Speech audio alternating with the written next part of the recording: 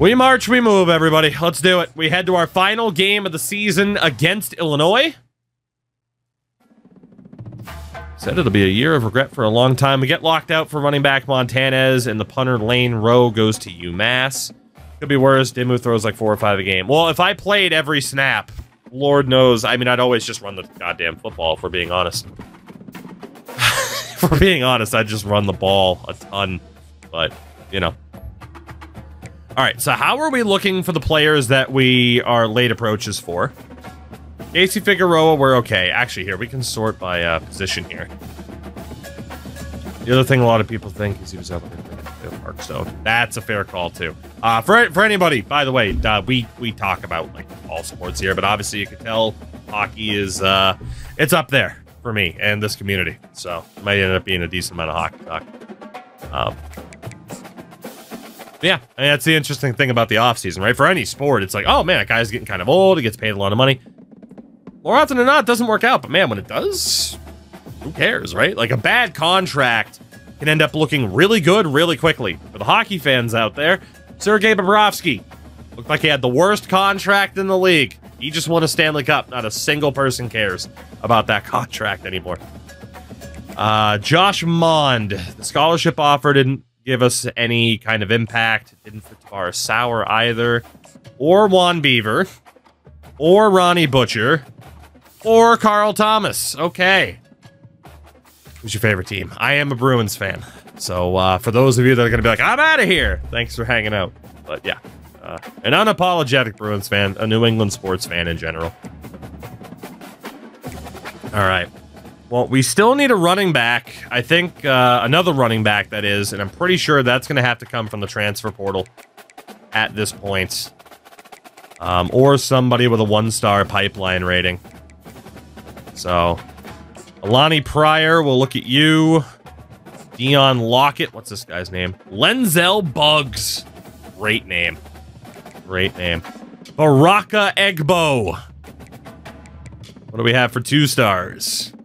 1-star pipeline rating, 2-star prospects. I'm a Buffalo fan. Hey, I got nothing against... I honestly, even as a New England sports fan, I have nothing against Buffalo sports at all. I don't hate the Bills. I don't hate the Sabres. I actually kind of like the Sabres. I mean... Right here, isn't it? Yeah.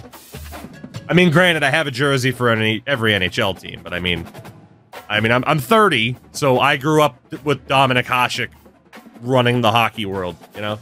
So. I'll always like the Sabres a little bit. The Bills, I'm just kind of take it or leave it. It's like, oh, don't you hate the Bills? It's like, no, not really. There's other teams I dislike more than the Bills, you know? As it is, I feel like a lot of people have forgotten about, like, kind of the connection that Buffalo and New England used to have, right? Because, granted, yeah, the Patriots the past 25 years, right? But before that, the Bills and Patriots were both laughingstocks of teams that just could not get it done and could not win anything. So I'll always have that kind of appreciation for Bills fans and Sabres fans of just being like, man, I hope eventually good things happen, you know? For some Patriots fans, and what I just said, that's sacrilege. But, like, genuinely, I'm not, like, vehemently anti-Bills, you know?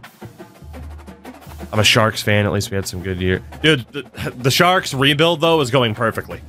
Perfectly. So, they're not going to be too far gone, you know, down into the doldrums year after year. So, I had a $100 gift card the other day, and it's going to be Jeff Skinner Black Buffalo jersey was $90 in the NHL shop. Pretty good pickup. What jersey do you have for the Red Wings? I thought it was on the wall. It is not. It's here somewhere. I have a collection. 60, 70 jerseys, so. Is it not on the... It's not on the wall. The Portland Pirates of Vancouver. Where the hell is my Red Wings jersey? Uh-oh. Well, it's not lost. It's in this room somewhere. I just cannot find it. Don't you love how we're able to get... Aha! Here we go. Favorite Red Wings jersey of all time. You know? How could it not be? Perfect. Perfect. Your Minnesota jersey isn't Kaprizov. It's actually not. actually not. Where is it? It's old school, though. Am I excited to see Lindholm and Zadora play for the Bruins? Yeah, because hopefully they'll be good. Minnesota Wild jersey. Always love this alternate. Jason Pominville on the back. Yeah, a little bit retro now. But that was always my favorite Minnesota jersey. Oh, goodness. Okay. So for running backs here, I'm going to move this man to just chatting. Crash, you shut your mouth. I have a sword. I can be toxic. No, you don't need the sword to be toxic, my friend. Chicago's the one jersey I do not currently have. I used to. They're the one jersey I don't currently have. In the aftermath of the Kyle Beach story, I sold it. I'm sure you can understand. Pominville was a saver first. He sure was. Alright, even if it's a 1-star running back, if that's who we can get, that's who we can get. So let's offer out some scholarships here.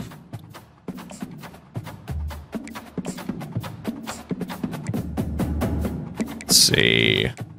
Got that one fullback. Gonna be tough to outduel Rutgers. Who was it of? I had a Patrick Kane, like normal home with the Pilgrim collar, and I had the 2010 Winter Classic. No, the 2009 Winter Classic. 2010 was the Bruins. I had the 2009 Winter Classic jersey that they turned into an alt, and that had Brent Seabrook on the back.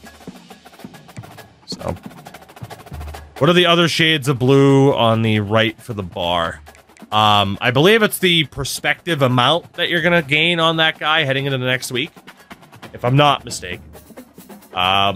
Blues jersey is out of reach for me, but it's a the 90s style blue with Pietrangelo on the back from when they brought that back. So, but yeah, I got nothing for the record, Enderino. Nothing against Hawks fans either. But yeah, just, you know, the past couple years haven't been great for the team, and that's not an on-ice thing, that's an off-ice thing. So it's like, I just decided to sell it because, like, I'm not going to wear it. I'm not going to put it up on the wall. You know, Brent Seabrook, my Bullets, LTIR. LTIR in hockey is so fun, man. Because earlier this offseason, Shea Weber was the only guy signed for Utah as a defenseman. He hasn't played in 2 years. Devils jersey. You have. I knew this was going to end up being this way for the conversation. Is it within reach? There's my Devils jersey. Just in reach. Old school for the Devils. Oh, older school for the Devils. About 10 years old. We got an Adam Henrique. So, we got that one back in the day. Thoughts on the Coyotes situation? Thank God the owner's ousted. They might actually have a chance. The Coyotes won't have a team again for a very, very long time. But they were never going to get a team again as long as Mariuello owned them, which was a shame. I was someone who was really on the hype train of like, come on, this guy will work out, right? Because I just really wanted the team to work out. But the oldest jersey that I have, probably the Bruins Pooh Bear up there. I think that's technically the oldest. That's a 2001 Avalanche jersey in the bottom left. I think that's the oldest that I have. Like, actual oldest instead of, like, re-releases of old jersey concepts.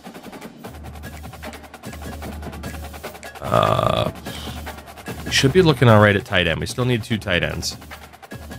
We have an old school... You know, I used to have an old school Stars jersey. I just didn't... I don't really like the way old CCM jerseys used to be made and how they feel, so I typically don't wear them too often. They had a really weird collar. Just wasn't a fan of. How many Quebec jerseys? I actually don't have a Nordiques jersey. I wanted one.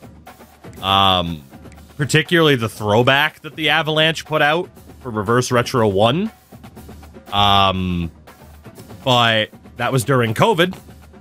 And at the time, it was around Christmas that those were put out, and I just couldn't justify spending $300 on a jersey, and I regret it every day, because I really wanted one of those.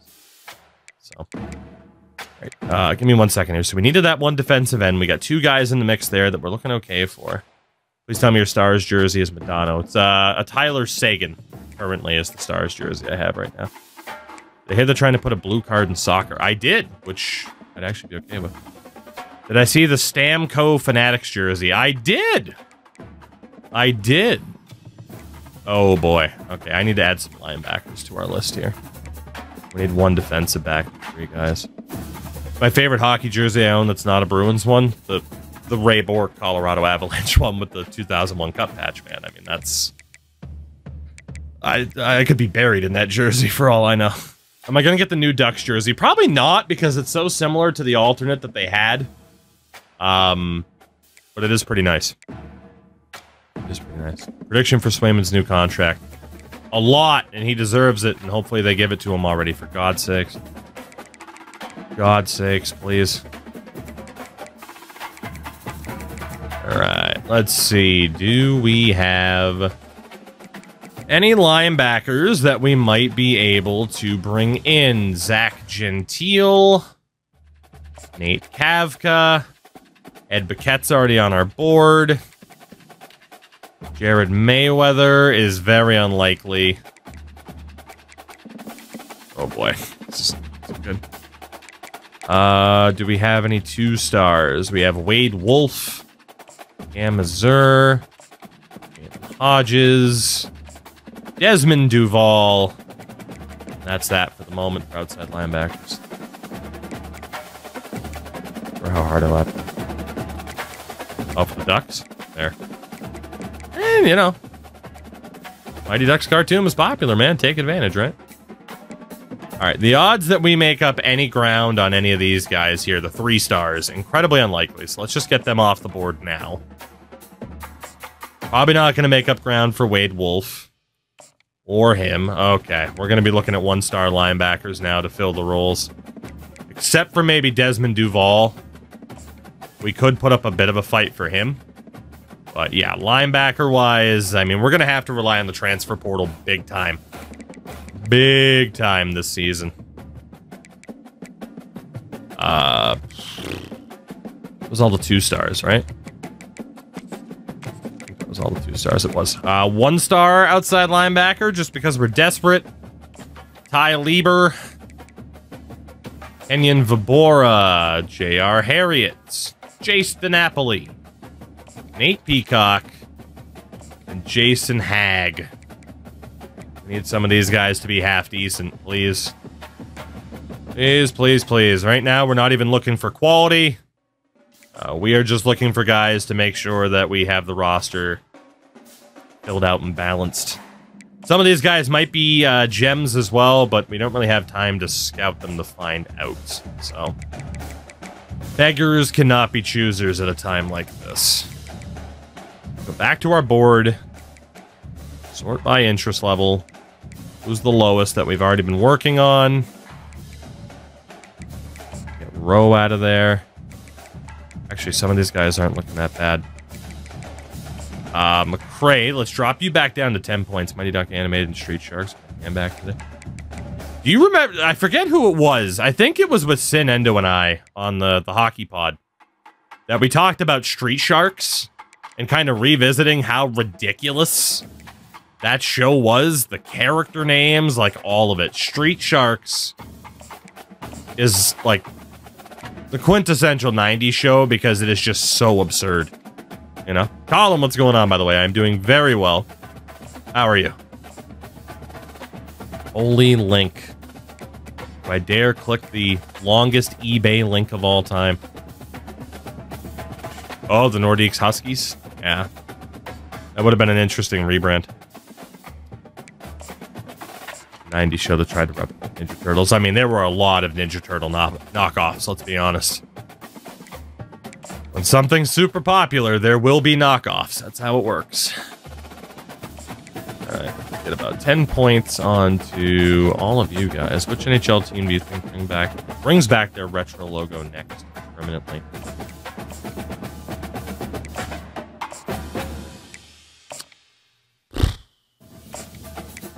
I don't know. I mean, maybe the Bruins? But if they were going to do that, they would have brought it back. Buffa Slug is the only answer. I don't think it'll be the Buffa Slug, but never say never. The Canucks. I don't know if the Canucks would want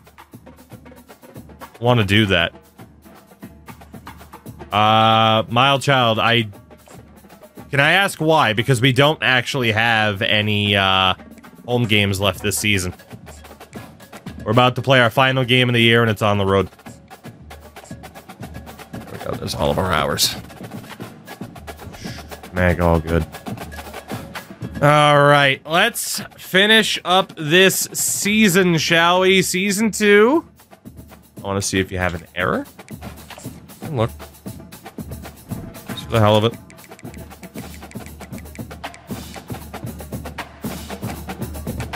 Yeah, in terms of home games or details, not sure what you were necessarily looking out for, but maybe it's something I've seen. I'm intrigued now. Let's finish up this season. It's been a season of improvement. I've said it time and time again. But man, have I personally, like, the teams dropped the ball defensively, but I've in particular dropped the ball numerous times this year. Like, there's just no other way to put it. I have not had my best season on the sticks, but it also makes sense given that we're playing with, again, a 66 rated quarterback and some other lower rated players, so that's fair. We are ready to pop. Is the logo big enough? No, I'd make the logo even bigger if I could. They call me... Oh, they call me the size queen of this directory, you know? Logo was bigger in the first sim? Yeah, it was, actually. Our first trip to Illinois, number 13, at 9-2 overall. So they are very much going to be fighting to get into the conference championship game here. We might be able to ruin their season, who's to say? I do want to see what the boys can do, though, again, right? Because as we continue to make this team better, you know, what's the difference between us being 3-9 and 4-8, right? Like, if the boys can do it on their own, cool, but it is what it is. I'm an Illinois fan. All good. All good. I am expecting us to lose this game. We should lose this game because they are heavy favorites. And we are down 21-0 at halftime. So, yeah, case in point. Let's just get this season over with. 28-0, 35 zip, heading into the fourth. GG's. Like, let's be honest. Could I have played every second of this game and tried to pull off an upset? Sure. But it's much more intriguing for us to just get to transfer portal time. We lose 45-0 to number 13 Illinois to end season 2. Holy hell. The reverse no touching. Goodness gracious. They are just in an entirely different class, aren't they? We got absolutely whooped. Under 200 yards of offense in this game. Quarterback was 10 of 20 for 139 yards. We had just 3 third down conversions to their 11. And 10 minutes of possession time to 21, nearly 22 minutes. So, yep, there we go. Found someone who made a Bangor Reaper set for a different game and somehow they build... There. Today I discovered Wonder Wrestle Talk Playlist, worst wrestling. Wonderful. Wheels, that, you know, I've seen some of those videos. Those type of channels I've often stopped following just because there's so much clickbait and shit like that, but those particular videos were good. So our season comes to an end. We went from 1-11 to 3-9. Progress. That's what I'm going to focus on as we land punter Amani McCracken out of State College, Pennsylvania. That wasn't a need, but that was a way to improve our special teams. So we took it, which is good because the kicker went to Army. He said, I would rather risk my life than play for that football team. Oh, man. All right. Final week of recruitment. Until we start to worry about the transfer portal. Next year, a bowl game. That would be nice. 500 at least. Which should technically get us into a bowl game, but isn't a guarantee always. Depends on what other teams we're doing. especially with this conference format. All right, are we out for anybody here? Let's sort by interest. That's probably not worth the fight for Josh Abram. Virginia's going to get him. Like, we can't really push back. Yeah, we'll take Josh Abram off our list. McKay, we can definitely put up a fight for.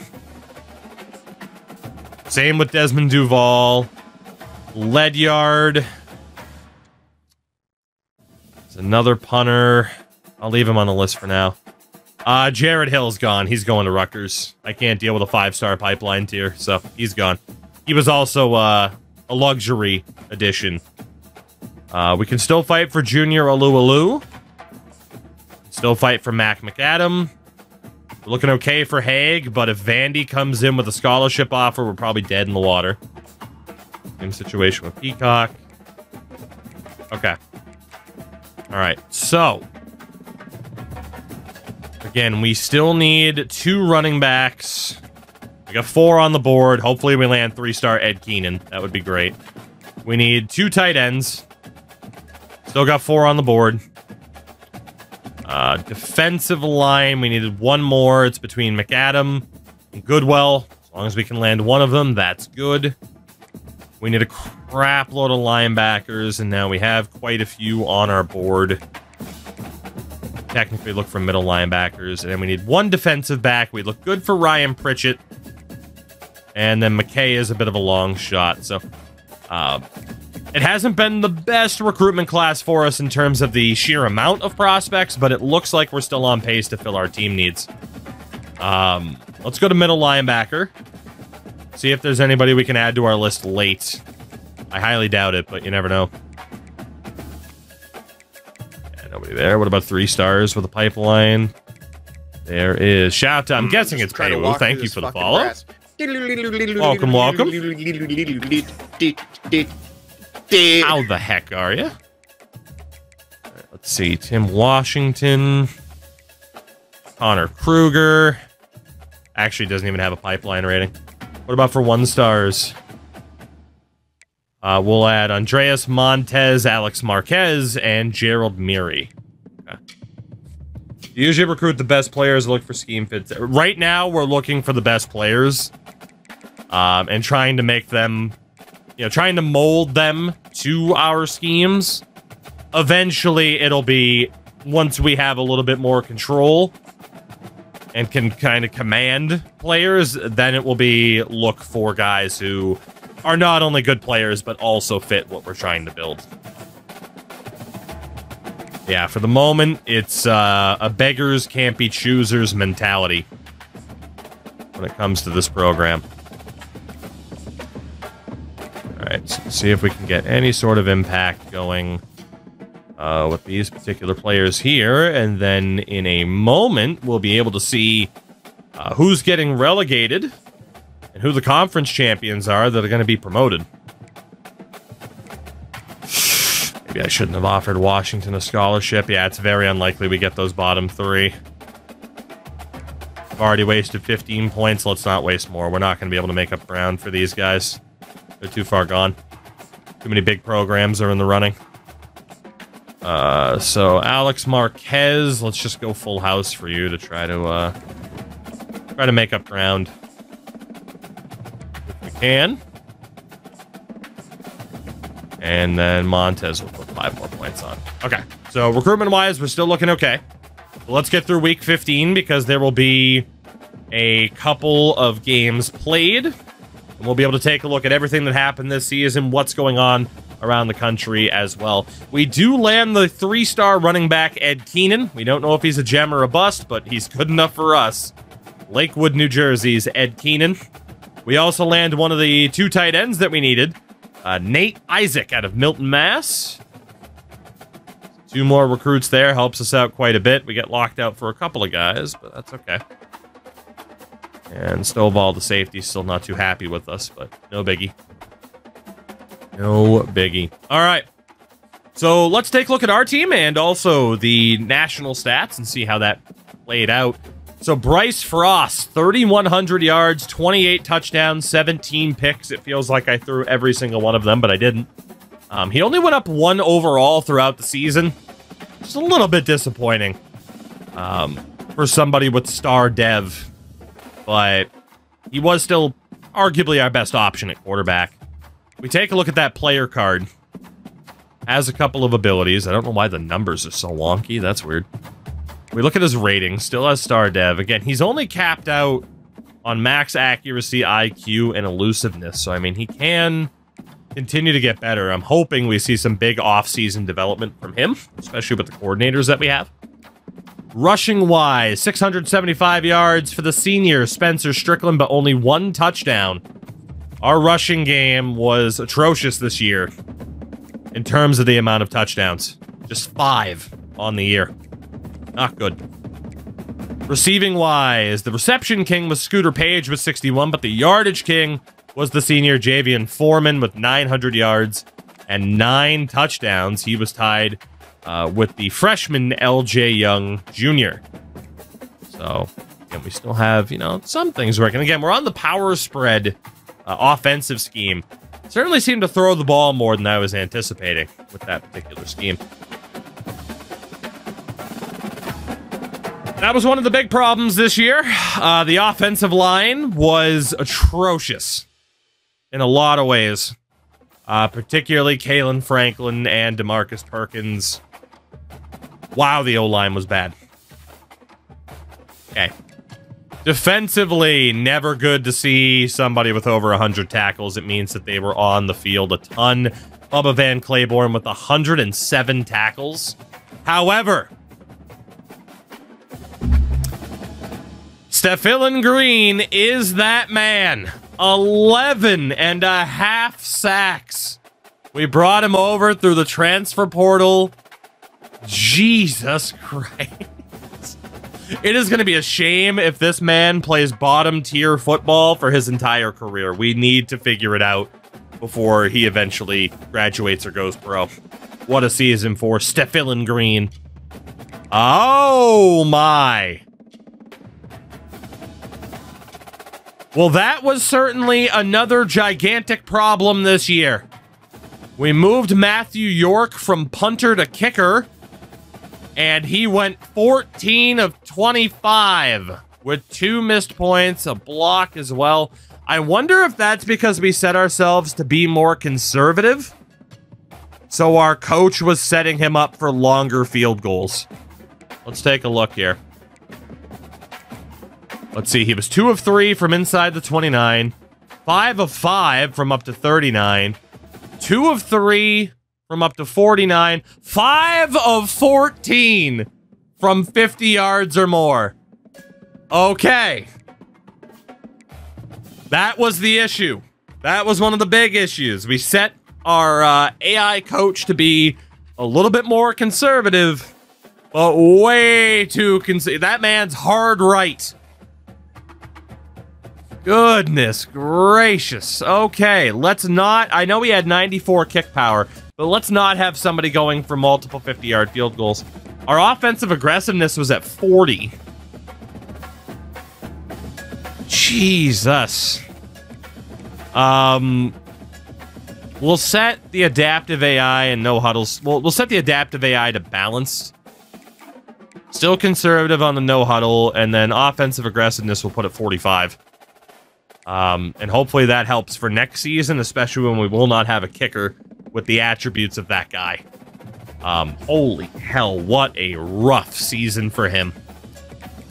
Around the nation, let's take a look at the stats. Passing-wise, the yardage king was the redshirt freshman Cash McCollum for North Texas. Now again, gotta remember here, we have this pro-rel setup. So North Texas, this guy wouldn't have been playing the strictest of competitions. Or competition, I should say. And you wouldn't necessarily have. Shout out to Hayes, bunch of letters, bunch of numbers. My goodness.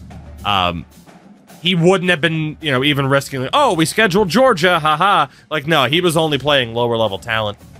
You also have Grant Wilson out of ODU. Dante Moore for Oregon. Tommy Newman and Alessio Milivojevic for Michigan State were the top 5.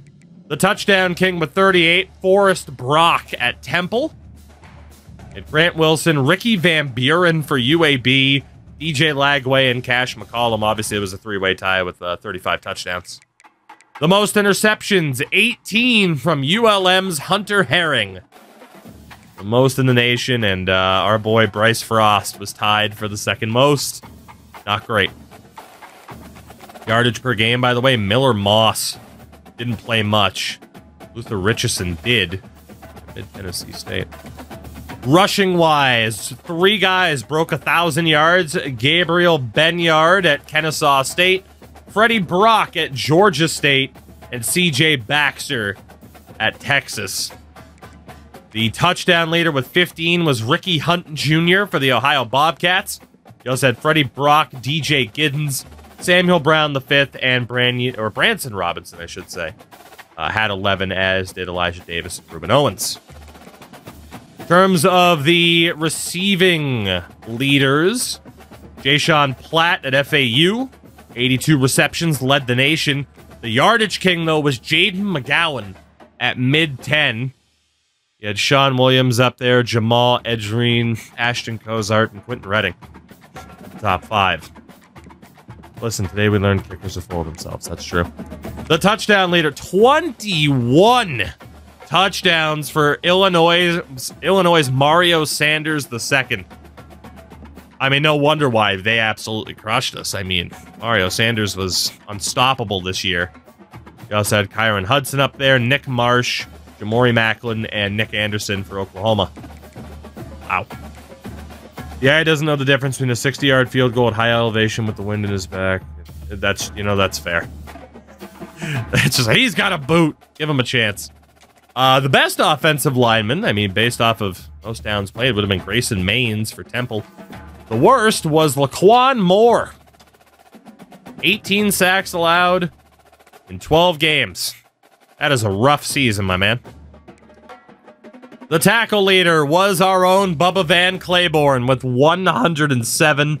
Again, that is not good news at all to see somebody up there. Jackson Hamilton at Georgia Tech was the only other guy to have at least 100 tackles. The sack leader... Well, we know it wasn't 5 because our defensive tackle had 11.5. So is the sorting broken? Or does it not consider... It clearly considers us, though. Because we had Bubba Van Claiborne up there. This is freaking erasure. Like, what the hell is this? Looks like it's only linebackers, which is really weird because that's the only tab. So if you sort by sacks, it goes by linebackers first. You're right, Madden does do the same thing, doesn't it? So if I scroll down... Well, fuck. Okay. The pick leader with 6 ended up being Emory Floyd at South Carolina. Well, that's annoying. Kicking-wise, most field goals made, Zach Long at Bowling Green. Some of you will be familiar with him. He's full sir. Colton Boomer. Still a tremendous name. Tremendous. And most punts, shockingly not us. George Lincoln III was 2nd. So, that is Season 2 pretty much in the books from a stats perspective.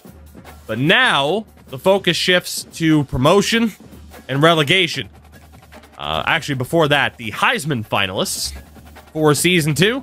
Tommy Newman, Avery Johnson, Mario Sanders II, Jalen Moss, and Kyron Drone. So 3 quarterbacks, 2 wideouts. I mean, I'd probably go with Mario Sanders based off of what I was seeing. But that's just me. So we will now know who is getting relegated. We will not know who is getting promoted until after this week. But at independent status... We were the 3rd worst team in the country. Only Air Force and Buffalo were worse than we were. Now, here's the thing. Promotion is going to come down to either Mid-10 or Monroe. Kennesaw and New Mexico each scheduled an extra game that they lost. That was their sacrifice. Based on win percentage, it's down to Mid-10 or Monroe. If they did not play one another, it comes down to point differential, which, as you can tell, will go to Monroe. So unless Mid-Tennessee beat Monroe this season, ULM is going up. They played one less game. They shouldn't be rewarded for that. I disagree. I think that's risk assessment. The other teams played one extra game for glory, and it came back to bite them in the ass. Let's see. Did those two teams play this year? They did. Mid-Tennessee State has been promoted from the bottom tier as they win 31-24 over the Warhawks. So there it is. It has been decided. Mid-Tennessee State avoids disaster of having to go up with point differential. They have been promoted. Like I said, I think for Kennesaw, New Mexico, you risk scheduling that extra game. That's on you. Mid-10 won 7 in a row, and that game against Monroe ended up mattering a lot. So, Mid-Tennessee State have been promoted up to Tier 10. Speaking of Tier 10, Conference USA. Looks like the conference title game will be Navy against Georgia State. Actually, it won't be able to be Navy against Troy because of the frickin' sorting. Kent State have been relegated 1 year after being promoted. The Golden Flashes at 2-9 in conference have been relegated. Tier number 9, the MAC. Conference game will be Charlotte and Tulsa. Meanwhile, technically, I think it's got to be Wyoming, right? One extra loss. They technically have the worst percentage. The Wyoming Cowboys are going to get relegated with one extra loss. They have a weaker deal. Sam Houston with the more conservative schedule. It can benefit you a ton, or it can come back to haunt you, and it does. So, or it doesn't haunt them this time. It does end up haunting Wyoming, who will be dropped with that one extra loss. So down go the Cowboys to Tier 10. Tier number 8, the Sun Belt. Conference title game will be 10-1 North Texas against 9-2 UAB. The relegation here is obvious. San Jose State were absolutely atrocious this year at 1-9 in conference, 2-9 overall. The Spartans will be relegated. Tier 7 is the American conference title game. Someone's going to be left out between Oregon State, USF, and Louisiana. So relegation. Our first tiebreaker is overall record. Texas State is safe. Our second tiebreaker is head-to-head. If they didn't play, which they will because of the way the conference is set up, it would come down to point differential in which Temple would stay up. But it's going to come down to Temple and Washington State, whoever won their game. Again, we have the conferences set up so that there's 11 conference games a season, so you play everybody else in your conference. Shout out to Cody. From one Cody to another. Thank you for the follow. Appreciate it. Welcome in. Whoops, didn't want to go conference standing. So it's Washington State and Temple. Who will survive the American Conference? And the answer is Washington State. They won by a field goal in Week 8. As a result, the Temple Owls have been relegated. Every game matters with this setup. Temple relegated on tiebreaker. Yeah, hate to see it. Or maybe you love to see it. Time will tell. Yeah, three-way tie for conference record.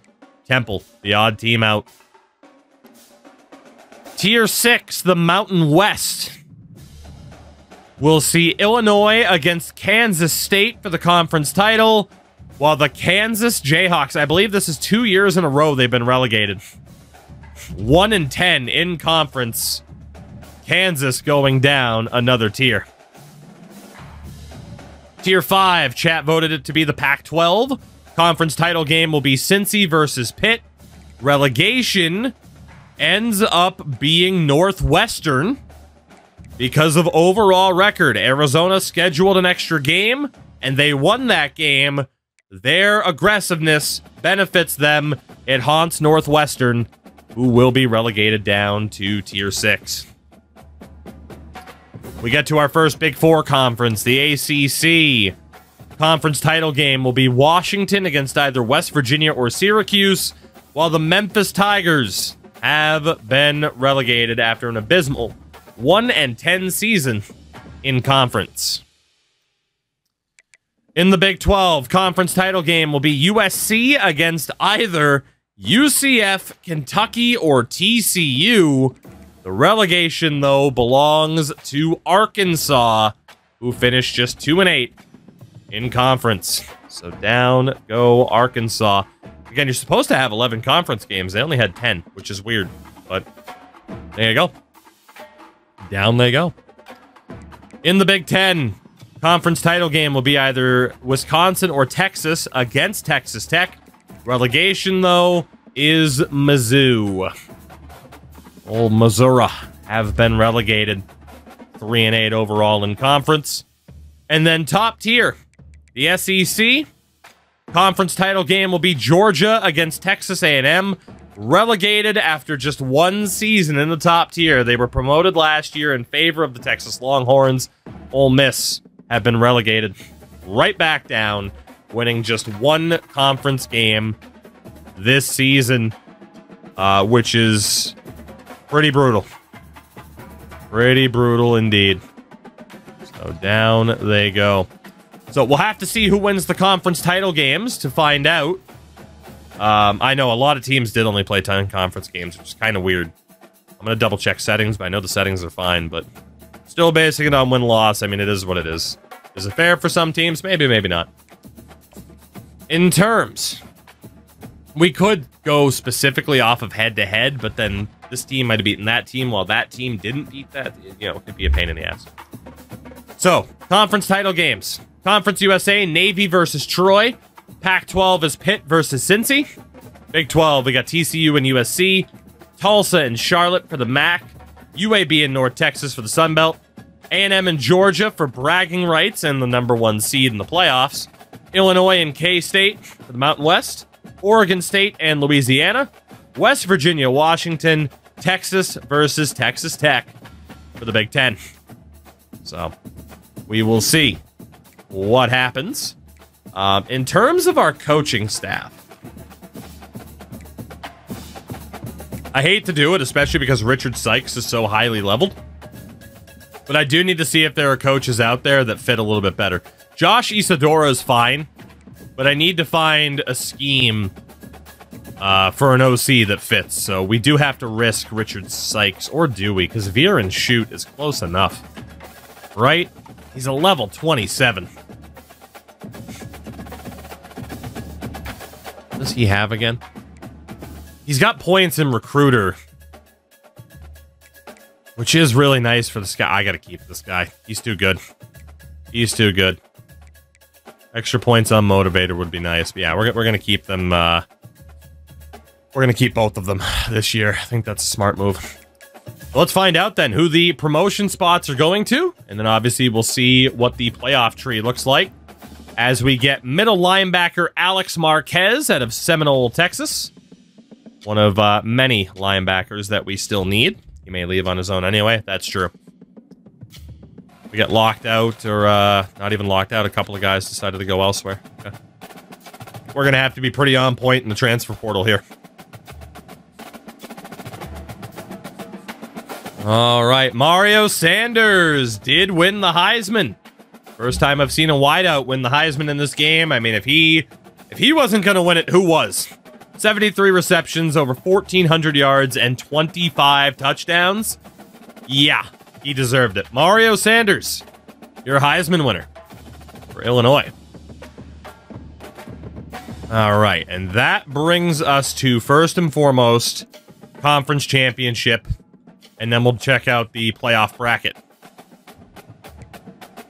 So, getting promoted, the Troy Trojans win the Conference USA crown.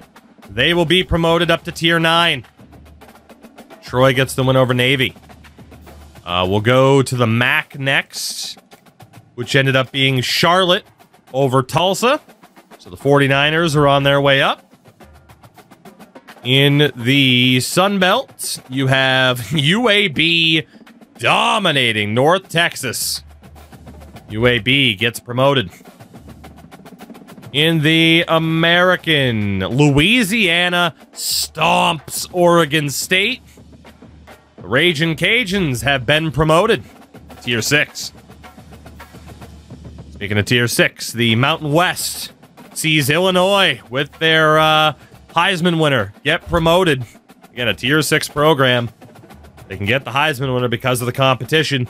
Illinois also gets promotion. Pac-12 saw Pittsburgh just beat Cincinnati. So Pitt getting promoted up to Tier 4, which is the ACC. That saw West Virginia beat Washington. So West Virginia have been promoted. Tier 3, the Big 12, saw USC get the win over the TCU Horned Frogs. So USC have been promoted. How to rate college football so far out of 10? 8? 8.5? It's not perfect. There's things that need to be fixed.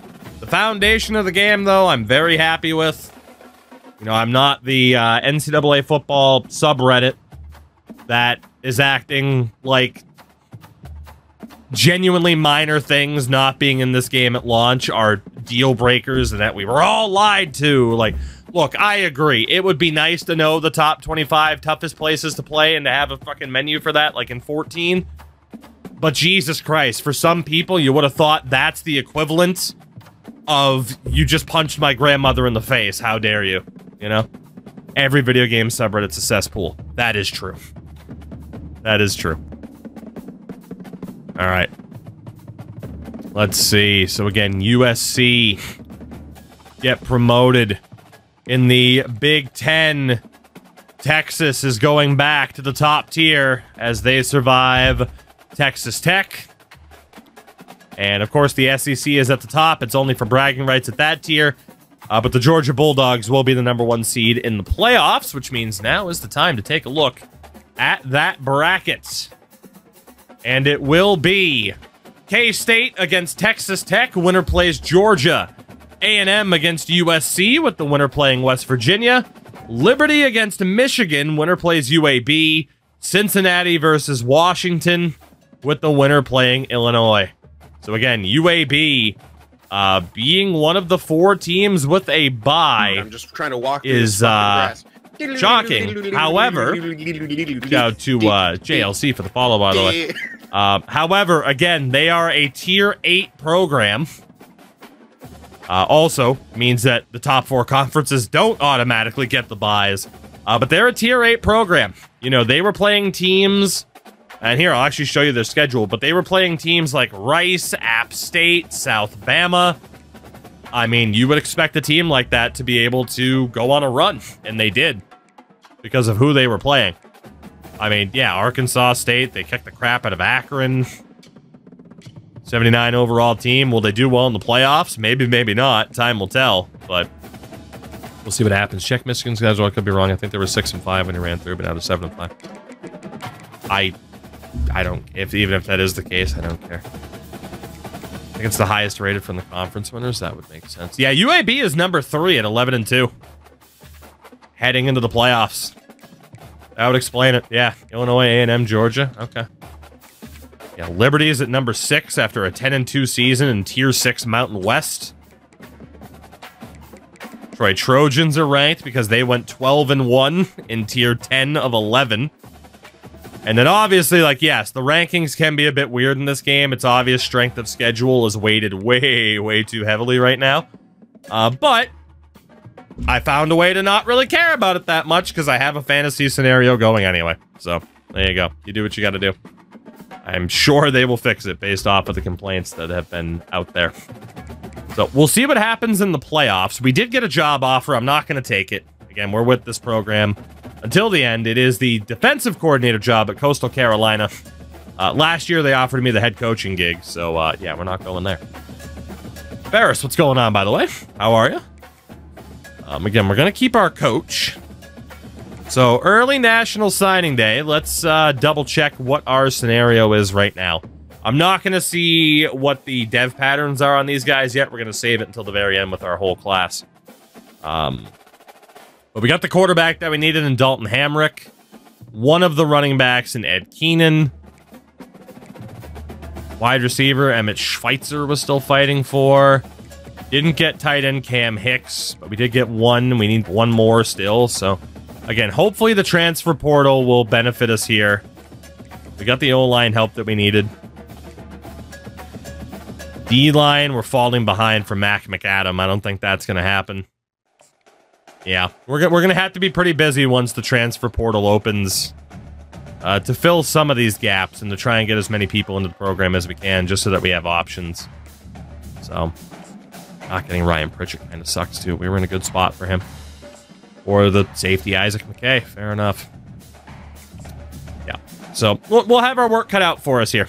Transfer portal time, but for now, we can advance. Let's find out who the hell is going to win this national title this year. Again, Season 1, it was the Oregon Ducks. We get the other tight end that we needed. Casey Figueroa out of Dallas. No idea if he's any good, but we just needed a body, so it's fine. That is another recruit for us this year. I don't play Madden. Can anyone help me with the RPO plays? I keep thinking I'm going to pass it, but my running back... This is stupid. So Bruins, with RPOs, unless you choose to throw the ball, you will hand it off to your running back. So the read on RPOs is that when you snap the ball, you got to look at your wide receiver that's running the route. Is he open? No. Okay, I'm going to hand it off. But if he is open, you have time to quickly hit that button and get it over to him. So that's the primary thing to watch out for, is just know it's a run play unless you choose to throw to your target. Again, job offers, whatever. We're not going anywhere. Let's find out what the bracket looks like now after the first set of playoff games. Texas Tech over K-State. We also have USC over A&M. So it'll be Texas Tech and Georgia, West Virginia, USC. On the other side, Michigan beats Liberty. They'll play UAB, while Cincy beats Washington, and the Bearcats will play Illinois. There you go, your final 8. We'll continue to see what happens. And honestly, I mean, there's nothing we can do. Just move forward, right? Move forward. But Schweitzer has reached his top 3, and we're still number 1. That's good. Coach Carousel, again, not too worried about. Let's find out the bracket here. It is Georgia over Texas Tech, USC over West Virginia, Michigan over UAB, and the Cincy Bearcats make it to the Final Four as they beat Illinois and their Heisman-winning wide receiver. So it's Georgia and USC, Michigan, and Cincinnati. Poor UAB. They fought so hard. They fought so hard. All right, down to the Final Four. Who will that national title game be between? Let's find out. Ty Lieber, we're still in the running for. That's good. Let's see. National title game will be the Georgia Bulldogs against the Michigan Wolverines as Michigan outduels Cincinnati. So even with the weird kind of bracket, because of this fictional setup, we still get a pretty expected college football final of Georgia versus Michigan here in Season 2. Fair play. Let's find out who is the national title going to in this second season, as our athletic facilities have declined. Your national champions by 1 point. The Georgia Bulldogs are back on top. 25-24. Damn. 25-24 thanks to a 10-point fourth quarter. Georgia comes back and wins it. Tommy Newman 255 yards, a touchdown, 2 picks. So in spite of a pretty shaky performance from Tommy Newman, the Georgia Bulldogs get it done. Branson Robinson, 9 carries for 67 yards, rushing touchdown for Newman. Georgia Bulldogs, national champions in Season 2. And that sets us up for what should be an interesting off-season for us. Again, we still have so much to do with the transfer portal, but I'm still feeling optimistic. You know, we're on an upward trajectory here.